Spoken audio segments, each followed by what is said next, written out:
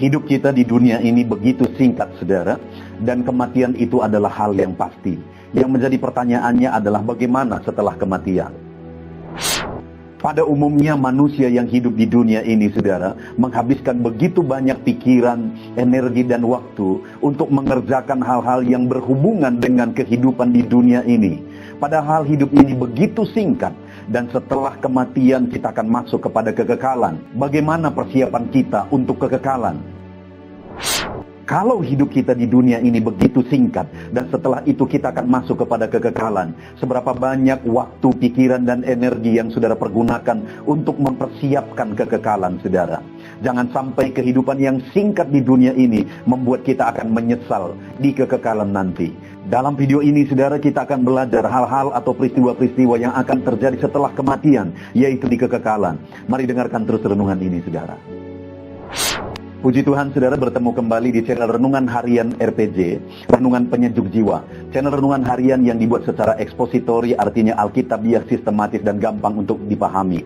Saudara rindu mendapatkan seri renungan baru setiap hari dari channel Renungan ini, dan saudara rindu untuk mensupport channel Renungan ini, silakan lihat layar saudara. Kalau tanda subscribe masih berwarna merah, silakan ditekan dan tekan juga tanda loncengnya. Maka setiap hari saudara akan mendapatkan seri renungan baru dari channel Renungan ini, dan saudara akan diingatkan untuk merenungkan firman Tuhan, sehingga saudara akan mengalami janji-janji firman Tuhan. Puji Tuhan, saudara, video ini adalah video kedua, di mana topik yang akan kita renungkan bersama masih dalam topik bagaimana setelah kematian. Saudara, hidup ini begitu singkat, dan setelah itu kita akan mati dan masuk ke dalam kekekalan. Apakah saudara sudah mempersiapkan hidup saudara untuk kekekalan? Di dalam video ini, saudara, kita akan belajar hal-hal yang berhubungan dengan kekekalan setelah kita mengalami kematian. Namun sebelumnya kita akan mendengarkan sebuah lagu penyembahan yang akan memberkati kita semua, saudara. Selamat mendengarkan.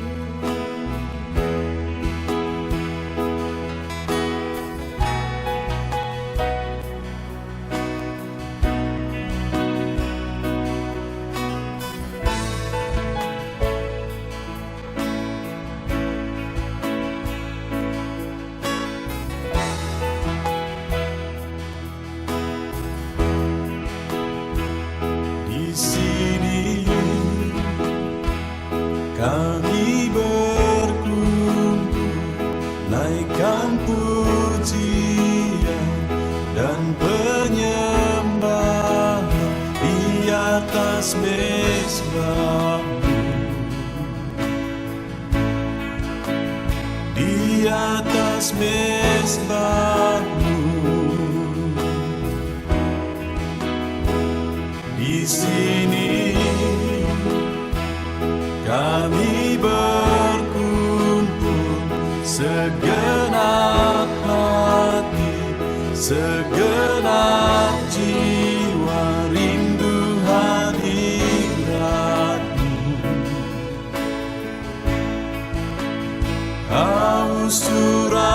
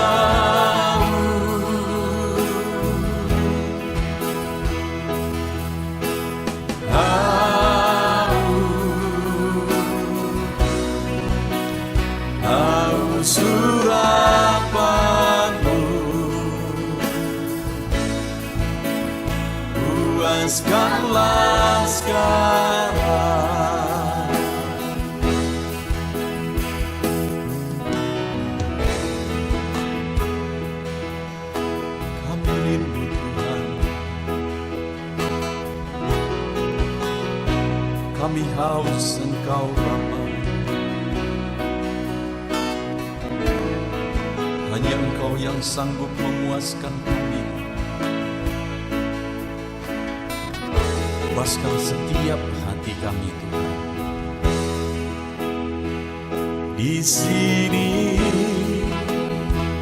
kami berkumpul segenap hati, segenap jiwa rindu hadirat-Mu.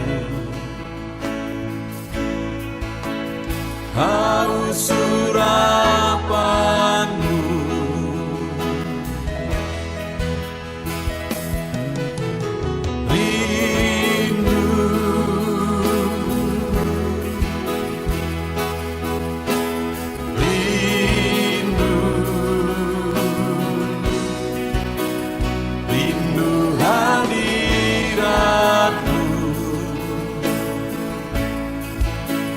penuhilah kami.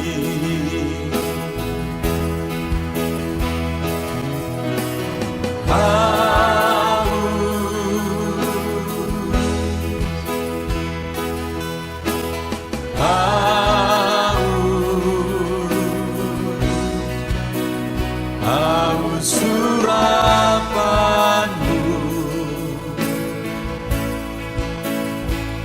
puaskanlah sekarang.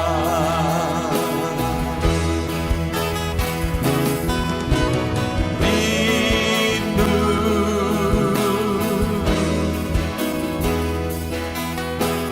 rindu, rindu hadirat-Mu. Penuhilah kami.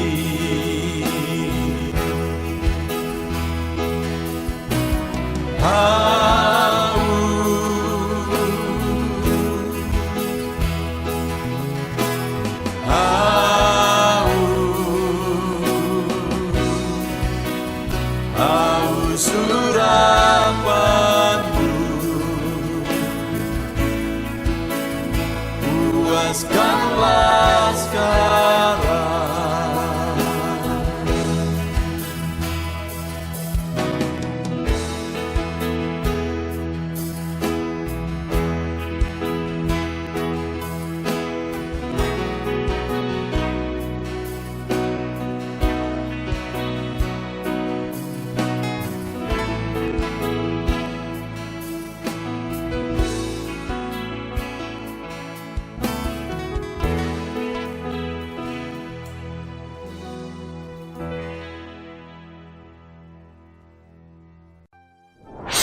Puji Tuhan saudara, sebuah lagu penyembahan yang indah yang tentu saja telah memberkati kita semua. Saudara, video ini adalah video kedua, di mana topik yang akan kita renungkan bersama masih dalam topik apa yang akan terjadi setelah kematian. Adapun teks firman Tuhan yang menjadi dasar bagi kita untuk merenungkan topik ini saudara adalah dari Lukas pasal yang ke-16, mulai ayat 19 sampai ayat 31. Di video pertama saudara kita sudah belajar bahwa konteks dari teks ini itu mulai dari pasal 15 sebenarnya, di mana di sana para pemungut cukai dan orang-orang berdosa datang kepada Yesus. Kemudian orang-orang Farisi bersungut-sungut dan mereka berkata, kenapa dia menerima orang-orang berdosa? Lalu kemudian Yesus memberikan beberapa perumpamaan untuk menegaskan kepada mereka bahwa bagi Yesus orang-orang terhilang itu begitu berharga. Yaitu perumpamaan tentang domba yang hilang, dirham yang hilang, dan anak yang hilang. Lalu kemudian Yesus melanjutkan perumpamaannya tentang perumpamaan bendahara yang tidak jujur. Lalu kemudian ayat 14 di pasal 16. Semuanya itu didengar orang-orang Farisi, hamba-hamba uang itu, dan mereka mencemooh dia. Jadi ketika orang-orang Farisi mendengar perumpamaan-perumpamaan itu, bukannya mereka sadar dan bertobat, malah mereka balik untuk mencemooh Yesus. Lalu kemudian Yesus terus pengajarannya. Dan kemudian masuk kisah tentang orang kaya dan Lazarus yang miskin. Ini sebenarnya juga berupa perumpamaan. Kembali, itu untuk menegur atau mengkritik orang-orang Farisi. Dan menurut saya, orang kaya di sini yang hanya menjalani kehidupannya dalam kesenangan, kemewahan, dan sukaria pribadi, itu kembali adalah untuk menggambarkan orang-orang Farisi. Nah, saudara, saya akan baca beberapa ayat. Ayat 19 mulai. Adalah seorang kaya yang selalu berpakaian jubah ungu dan kain halus, dan setiap hari ia bersukaria dalam kemewahan. Dan ada seorang pengemis yang bernama Lazarus, badannya penuh borok, berbaring dekat pintu rumah orang kaya itu, dan ia ingin menghilangkan laparnya dengan apa yang jatuh dari meja orang kaya itu. Malahan anjing-anjing datang dan menjilat boroknya. Kemudian matilah orang miskin itu, lalu dibawa malaikat-malaikat ke pangkuan Abraham. Orang kaya itu juga mati, lalu dikubur. Dan sementara ia menderita sengsara di alam maut, ia memandang ke atas, dan dari jauh dilihatnya Abraham dan Lazarus duduk di pangkuannya. Sekali lagi, saudara, ini adalah perumpamaan. Sifat perumpamaan itu ditafsirkan sesuai dengan tujuan perumpamaan itu diberi.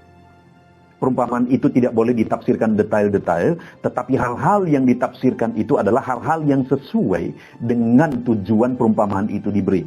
Sekali lagi, dalam konteks ini, tujuan perumpamaan ini diberi adalah untuk menegur orang-orang Farisi.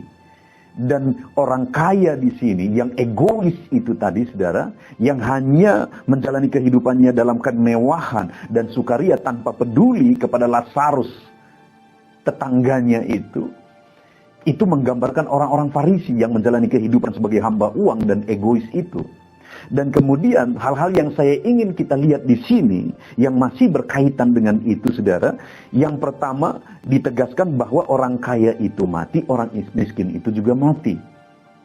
Jadi Yesus mau mengajarkan bahwa semua orang pasti akan mati.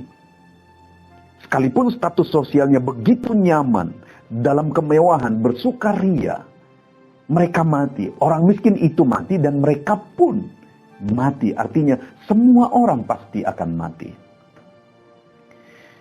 Tetapi dalam video pertama, video kedua ini, dan video ketiga nanti, saudara, yang saya ingin kita belajar, yang masih berkaitan dengan tujuan perumpamaan ini diberi, yaitu hal-hal yang akan terjadi setelah kematian.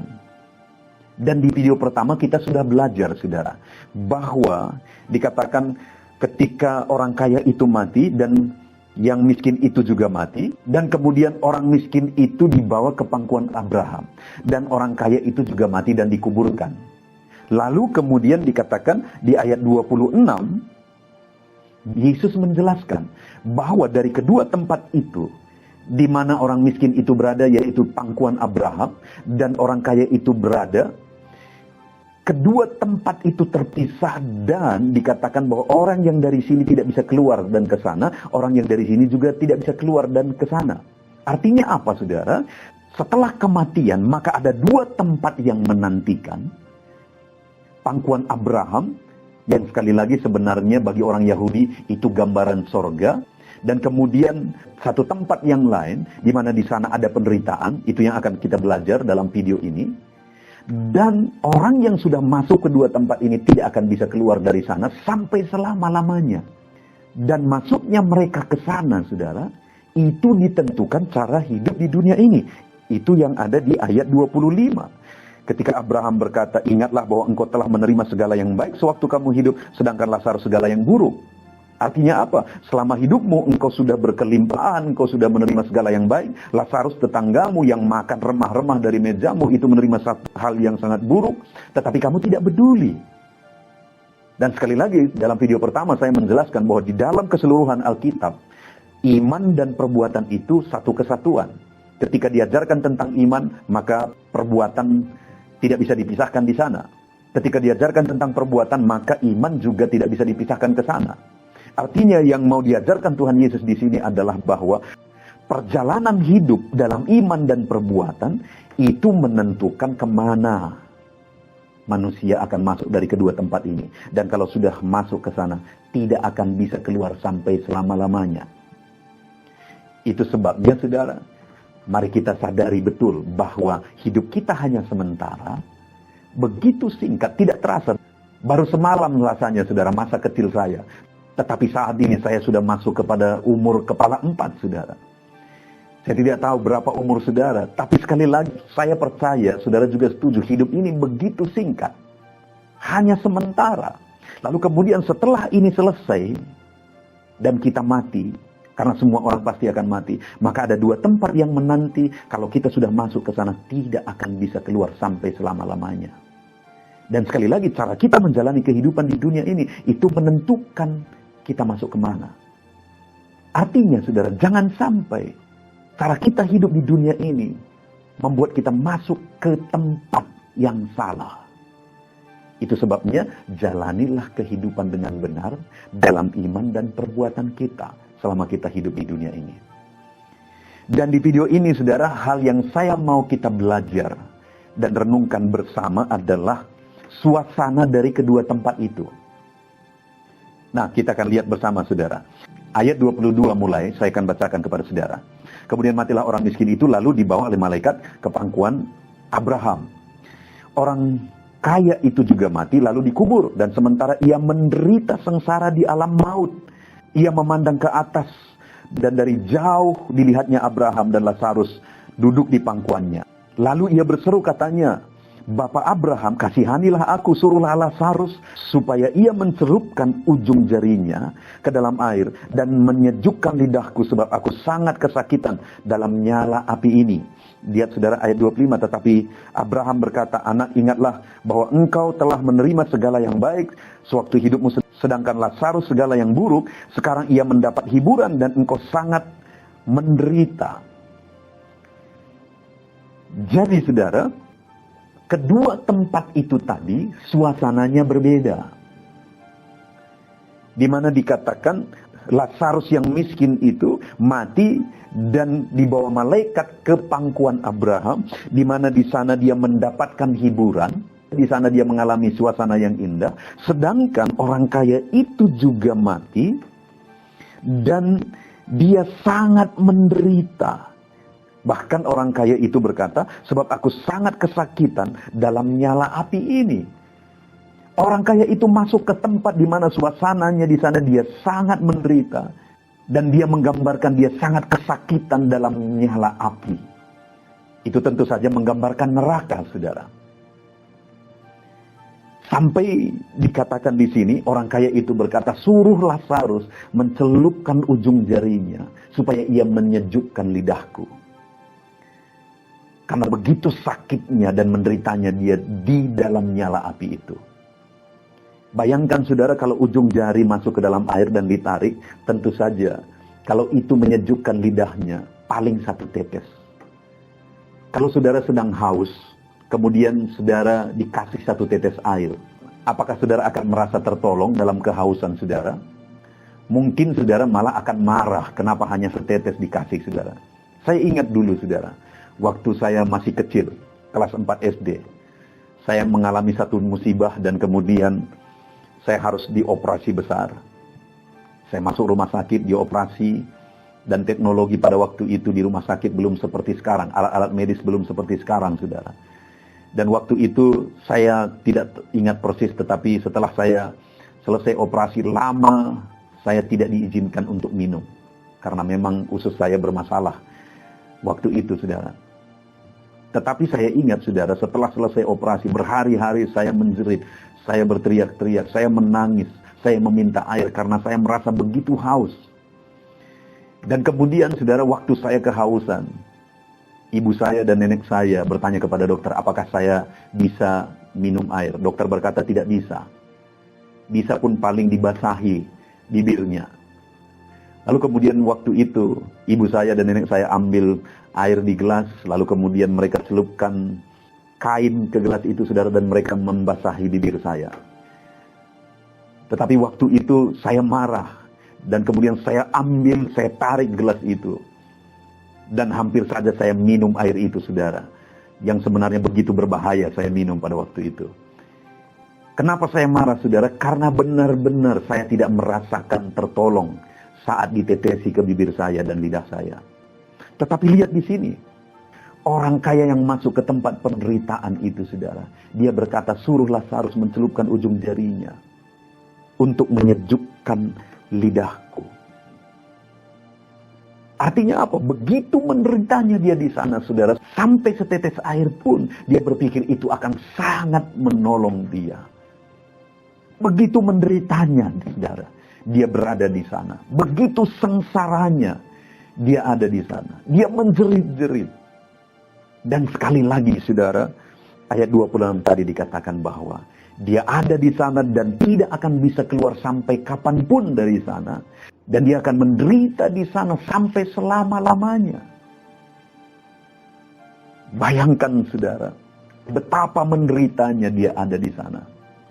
Dan sekali lagi, melalui perumpamaan ini, ayat 25, dikatakan di sana bahwa cara dia hidup di dunia ini, yang tidak peduli kepada Lazarus tetangganya, yang miskin dan menderita selama hidup, itulah yang menentukan dia masuk ke dalam neraka yang mengerikan itu. Artinya apa, saudara? Kehidupan yang singkat di dunia ini, itulah yang menentukan kemana kita masuk. Dan itulah yang menentukan apakah kita akan sengsara atau senang sampai selama-lamanya. Digambarkan di sini orang kaya itu masuk ke neraka yang penuh dengan penderitaan. Sampai setetes air pun begitu berharga bagi dia karena menderitanya dia di sana. Dan itu diakibatkan oleh cara hidupnya selama dia hidup di dunia. Sekali lagi, saudara, kita hidup di dunia ini hanya sebentar, begitu singkat. Jangan sampai kehidupan yang singkat ini salah kita jalani, dan itu akan membuat kita masuk ke tempat yang salah setelah kita mengalami kematian. Karena kematian itu pasti, dan setelah kematian hanya dua tempat yang menanti. Kalau kita menjalani kehidupan kita dengan cara yang salah, maka kita akan masuk ke tempat yang mengerikan, di mana di sana akan ada penderitaan, dan penderitaan itu bukan hanya sampai waktu tertentu, tapi sampai selama-lamanya. Orang kaya itu di sini yang sebenarnya menggambarkan orang Farisi, di mana orang kaya itu tidak peduli kepada Lazarus tetangganya. Dia hidup dalam kemewahan, dia hidup dalam keegoisan. Dia hidup untuk mencari kesenangan diri sendiri. Padahal di depan matanya ada Lazarus yang menderita. Demikian juga orang Farisi yang di mana di ayat 14 di sini dikatakan, mereka adalah hamba uang dan hanya mencari kesenangan diri sendiri. Padahal mereka adalah orang-orang rohaniawan dan kelihatan rohani. Dan sekali lagi, saudara, dalam keseluruhan Alkitab, iman dan perbuatan itu adalah satu kesatuan. Kalau melalui perumpamaan ini diajarkan tentang perbuatan, maka sebenarnya itu tidak terpisah dari iman. Sedangkan orang Farisi yang begitu condong dengan imannya, tapi mereka kosong dalam perbuatan, sehingga Yesus menegur mereka melalui perumpamaan ini, di mana mereka tidak memiliki perbuatan. Jadi, saudara, cara kita menjalani kehidupan di dunia ini adalah dengan iman dan perbuatan. Kita harus menjalani kehidupan kita dalam iman, dan kita harus buktikan iman kita dalam perbuatan-perbuatan kita. Dan itu akan menentukan kemana kita masuk setelah kematian. Jadi, saudara, dalam kehidupan yang singkat ini, jangan energi, waktu, dan pikiran saudara habis untuk perkara-perkara kehidupan di dunia ini yang hanya sebentar ini, saudara. Ingat, setelah ini, setelah kita akan mati, kita akan masuk kepada kekekalan dan sampai selama-lamanya, saudara. Dan kemana kita masuk nanti, di mana di sana hanya ada dua tempat yang menanti. Itu ditentukan bagaimana cara kita hidup. Jangan sampai hanya berpikir untuk kehidupan-kehidupan sementara di dunia ini. Kita lupa berpikir untuk kekekalan. Sehingga pada akhirnya karena kita salah menjalani kehidupan kita di dunia ini, sehingga kita akan masuk ke tempat penderitaan sampai selama-lamanya. Saya percaya, saudara, kita mau masuk ke sorga yang mulia sampai selama-lamanya. Dan sekali lagi melalui perumpamaan ini mau ditegaskan, karena ini menegur orang Farisi yang selalu berkata iman, yang mau menunjukkan iman mereka, kerohanian mereka tanpa perbuatan. Dari perumpamaan ini Yesus mau menegur mereka bahwa iman mereka tanpa perbuatan adalah mati. Karena orang kaya itu hidup tanpa perbuatan dan masuk neraka sampai selama-lamanya.